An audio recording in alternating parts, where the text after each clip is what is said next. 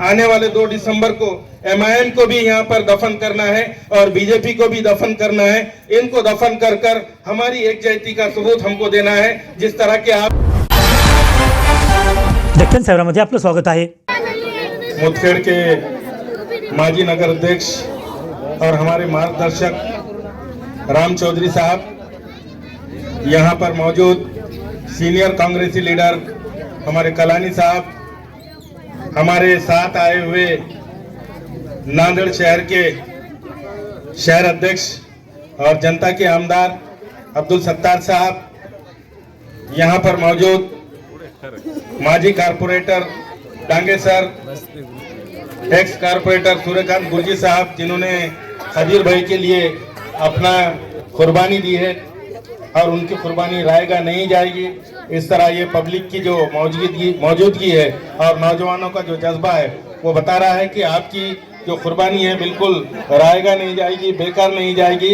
यहाँ से रिजल्ट कांग्रेस के हक में ही आएगा और सबसे ज्यादा वोट यहीं से मिलेंगे, ऐसी मुझे उम्मीद है। उसी के साथ साथ यहाँ पर दूसरे कुर्बानी देने वाले प्रभाग नंबर 2 से उम्मीदवार थे, नौजवान कार्यकर्ता, नौजवान लीडर, मैं उनका नाम लेना चाहूंगा, राजू चौदंते, जिन्होंने राजप्पा साहब के कहने के ऊपर वहां से अपना नाम वापस लिया और कांग्रेस पार्टी को जिताने के लिए आज वो बिल्कुल अपने तन मन धन के साथ लगे हुए हैं। उनको मैं अपने तौर पर अपने दिली मुबारकबाद पेश करता हूं और आइंदा के लिए उनकी शुभकामनाएं उनको देता हूं। उसी के साथ साथ यहाँ पर मौजूद कुरैशी समाज से खदीर कुरैशी साहब, उन पर भी बहुत बड़ी जिम्मेदारी है कि वो 7 नंबर में जाकर खास करके ये अपना मतलब नुमाइंदगी करे कि कुरैशी वोट के बुनियाद पर कुरैशी उम्मीदवार जो बीजेपी ने बनाया है उसको समाज के वोट नहीं मिलेंगे, क्योंकि बीजेपी की जो पॉलिसी है वो कुरैशी नहीं बल्कि तमाम मुसलमानों को, दलितों को और वंचितों को, उसके साथ साथ खास करके लेडीज के जो लेडीज सेक्शन है यानी औरतों के सेक्शन को, वो अपनी वहां पर मनुवादी सोच को लागू करने के ऊपर अपने एजेंडे पर लगी हुई है, जो आप तमाम लोग जानते हैं। उसी के साथ साथ यहाँ पर हमारे दरमियान महमूद भाई साहब यहाँ पे मौजूद है, रमेश भाऊ साहब है, गौस भाई साहब है, और खास करके इस एरिया के जो मित्र मंडल है नौजवानों का, हमारे खदीर भाई मित्र मंडल और फिरोज भाई मित्र मंडल, जो सत्तार भाई और राम चौधरी साहब, हम यहाँ पर जब और यहाँ पर हमारे मौजूद, मैंने उनका नाम नहीं लिया लेकिन आपके दिलों के अंदर जो बस चुका है चप्पा चप्पा राजप्पा, एक नया नारा इंशाल्लाह ये गूंजा है और गूंजता रहेगा सदा। तो उसके बाद मैं ये कहना चाहूँगा कि जब निरीक्षक बनाकर हमको यहाँ पर भेजा गया तो सबसे पहले मैं गणेश ढगे साहब और मैं यहाँ पर रात में इसी मगरिब के बाद आए थे तो किसी उम्मीदवार को हमने नहीं मिले, और यहाँ पर एक कुप्पा खड़े वाला था नौजवानों का, उनसे भी हमने यहाँ पर कोई मतलब राय नहीं ली, बल्कि अंदर खास करके लेडीज तक हमने पहुँचने का काम किया। शायद इसमें जो ख्वातीन है, लेडीज बैठी हुई है, तो शायद वो जानती होंगी। तो हमने ये नाम पूछा कि यहाँ पर कौन चुनकर आ सकता है, तो यहाँ से सिर्फ एक नाम, 2 नाम आ रहे थे कि एक खदीर भाई और दूसरे हमारे जो वहीदा बेगम, लेकिन वहीदा बेगम साहबा के जो लड़की है, शायद लड़की है, उन्होंने उनको ये नॉमिनेट किया है। ये 2 ही नाम यहाँ से आ रहे थे, इसीलिए कांग्रेस पार्टी की तरफ से हमने जो पिछली जो पॉलिसीज होती थी अशोक चौहान की, जो पैसे वाले उम्मीदवार होते थे उनको टिकट देते थे, लेकिन कांग्रेस पार्टी के हमारे रविंद्र चौहान साहब, हमारे यहाँ पर राजप्पा कुतवार साहब और सत्तार भाई, इन तमाम लोगों ने ये तय किया कि जो कार्यकर्ता है उसको न्याय मिलना चाहिए, इसलिए उनको यहाँ पर ये नुमाइंदगी दी गई है और उसके लिए हमारे जो चौधरी साहब ने कुर्बानी दी है, तो इसका मैं शुक्रिया अदा करता हूँ। और आपको सबसे पहले कल 26 नवंबर हमारा संविधान दिवस था, उसकी शुभकामनाएं पेश करता हूं, क्योंकि ये संविधान दिवस ने ही हमको ये आजादी दी, हमको ये हक दिया कि हम यहाँ पर जमा हैं। क्यों जमा है? कि आइंदा 2 तारीख को होने वाले इलेक्शन है उसके लिए वोट कर सके। ये वोट का हक अगर किसी ने दिया है तो वो संविधान ने दिया है, लेकिन ये बीजेपी पार्टी आज इस संविधान को खत्म करने की बातें कर रही है। बीजेपी के नेता संविधान की कापियां जला रहे हैं। ये संविधान अगर जल जाता है, संविधान खत्म हो जाता है, तो आपके जो हक है वो तमाम के हक तुम्हारे खत्म कर दिए जाएंगे। औरतों को हक है, वो औरतों के हक छीन लिए जाएंगे। अगर वो नौजवानों के हक है, वो हक छीन लिए जाएंगे। दलित समाज के जो हक है उनको दबा दिया जाएगा। इस तरह जो कुछ भी हमको आजादी है वो तमाम की तमाम आजादी हिंदू राष्ट्र बनाकर ये खत्म करने की कोशिश की जा रही है। दोस्तों, आपसे ये कहने के लिए हम यहाँ पर आए हैं कि हाँ, ये जो इलेक्शन है सिर्फ नगर पालिका का नहीं बल्कि एक सोच को हराने का है। बीजेपी की जो सोच है उस सोच को हराने का है। खास करके नौजवानों पर और हमारे माओ बहनों पर ये जिम्मेदारी आयद होती है कि वो ज्यादा से ज्यादा अपने निकलकर घरों से कसरत के साथ वोट करे और यहाँ पर बीजेपी को शिकस्त देने की कोशिश करे।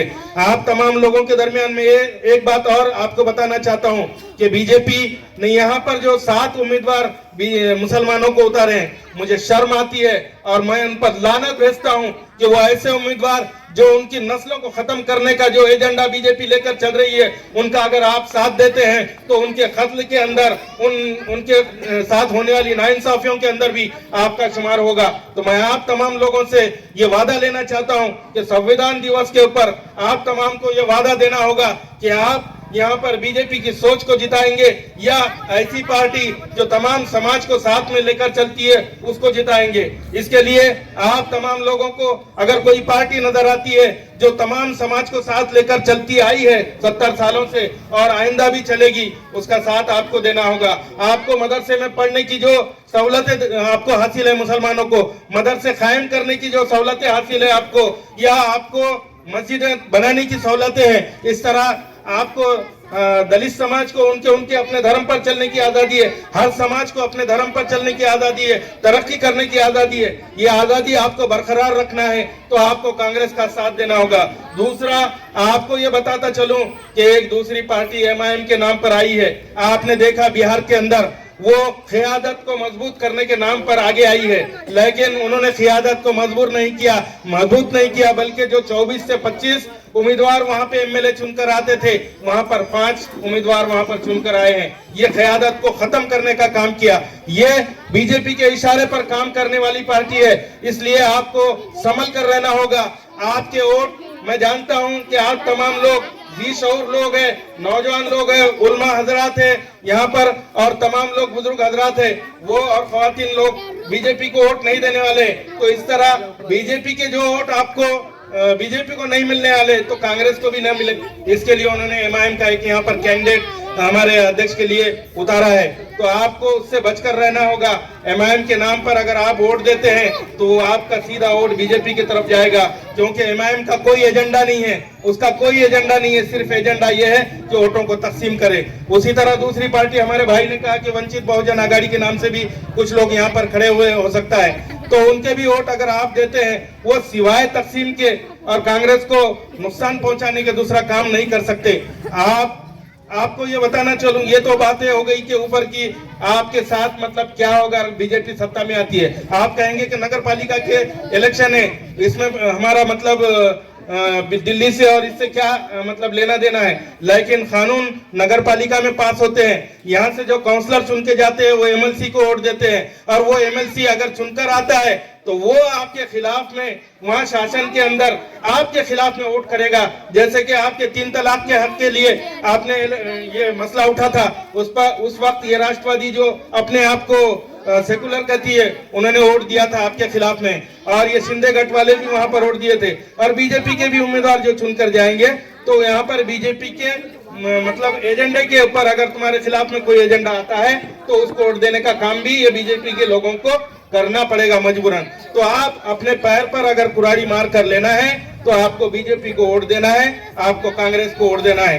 तो सबसे उसके अलावा मैं, ये तो बातें हो गई आपको समझाने की, लेकिन साथ ही साथ यहाँ के जो मसाइल है, जैसा खदीर भाई ने इलेक्शन से ये नॉमिनेशन से पहले उनके मुद्दे रखे थे कि यहाँ पर जो घर है साहब, ये मालकी हक इनको नहीं दिया गया है।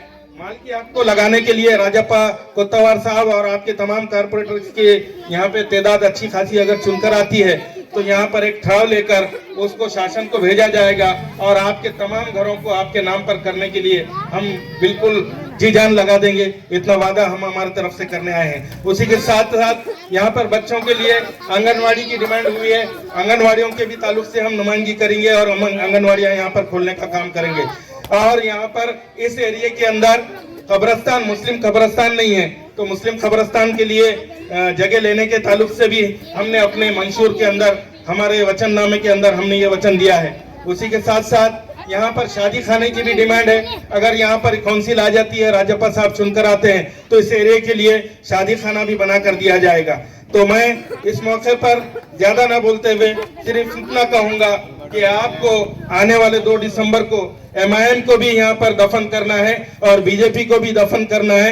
इनको दफन कर कर हमारी एकजुटता का सबूत हमको देना है। जिस तरह के आप यहाँ पे दलित समाज, मुस्लिम समाज, हिंदू समाज मिलजुल कर रहते हैं, गाँव के अंदर तमाम समाज एक दूसरे के साथ, एक दूसरे की खुशियों में जाते हैं, एक दूसरे के गम बांटते हैं। इसी तरह का हमको समाज अगर बनाए रखना है तो ये हमारे दरमियान में जो नफरतों का माहौल पैदा करने की कोशिश की जा रही है, नफरतों का बाजार जो नंगा नाच मतलब हो रहा है, उसको अगर खत्म करना है तो आने वाली 2 तारीख को सिर्फ आपको एक ही निशान देखना है, वो है पंजा। और कांग्रेस के 3 उम्मीदवार, यहाँ पर हमारी बहन मोमिन शाहिदा मोहम्मद रफी साहिबा और दूसरे हमारे भाई खदीर भाई साहब, जो आपके दरमियान से ही है, सामान्य कार्यकर्ता है, रात में 12 बजे भी अगर खटका देते हैं तो आपको मिलते हैं, ये 2 उम्मीदवार। और उसी के साथ साथ राजप्पा कोतवाल साहब, जो पहले एक्सपीरियंस रखते हैं यहाँ पर, उन्होंने यहाँ पर नगर अध्यक्ष के तौर पर काम किया हुआ है, आपको साथ लेकर चलने वाले हैं। यहाँ पर बुजुर्ग लोग, तमाम लोग जानते हैं, इन तीनों को भारी अक्सरियत के साथ कामयाब करेंगे। ऐसा ना हो कि 2 उम्मीदवारों को वोट दे रहे हैं और कोतवाल साहब को वोट नहीं दे रहे हैं, बल्कि MIM को दे रहे हैं। तो अगर ये ऐसा होता है तो मैं दोस्तों आपसे कहना चाहूंगा कि हम मुसलमानों से हमारा भरोसा खत्म हो जाएगा। लोग ये समझेंगे कि मुसलमान भी जातिवाद की मतलब सियासत करते हैं। मतलब 2 उम्मीदवार मुस्लिम हैं, उनको तो वोट दिया, लेकिन कोतवाल साहब को नहीं दिया। तो मैं आप तमाम से ये वादा करता हूँ आपके जानिब से कि कोतवाल साहब, ये 2 उम्मीदवारों को भी जितना वोट मिलेगा उससे ज्यादा कहीं आपको वोट मिलेगा। इतने मैं अपने आश्वासन देते हुए अपने 2 शब्द खत्म करता हूँ। अल्लाह।